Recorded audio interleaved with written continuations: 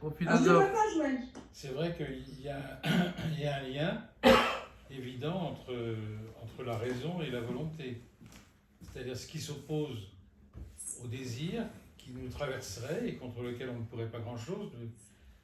La victime d'une addiction, c'est quelqu'un qui est traversé par un désir qui est plus fort que sa volonté, puisque sa volonté serait d'arrêter.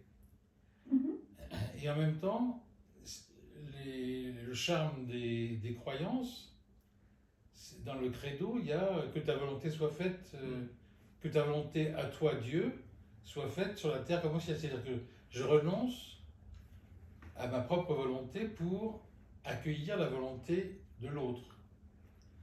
C'est tout le problème de la tragédie cornélienne, c'est-à-dire que les personnages des tragédies de Corneille sont tous traversés par une double volonté.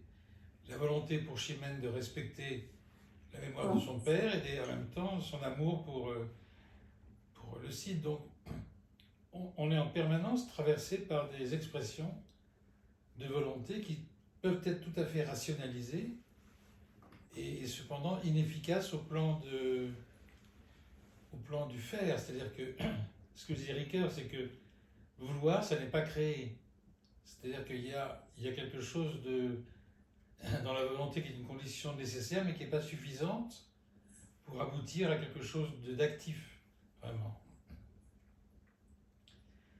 Il y a un historien formidable qui s'appelle Thucydide, c'est le 5e siècle avant Jésus-Christ, qui était un historien réaliste, et pas du tout poétique comme était Hérodote, son maître, et qui disait, il n'y a pas, enfin on lui prête une phrase qui dit, il n'y a pas de muraille assez épaisse qu'une volonté ne puisse franchir. Ça veut dire que quelle que soit la réalité, la matérialité d'un obstacle, si on veut, on peut vaincre cet obstacle.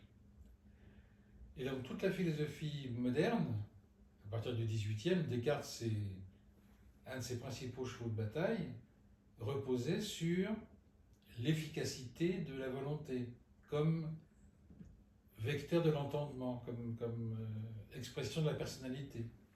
Donc ça rejoint un peu tout ce que vous avez dit, il n'y a pas de... Il n'y a rien de nouveau sous le soleil, comme on dit, mais c'est une condition nécessaire mais pas suffisante, la volonté pour...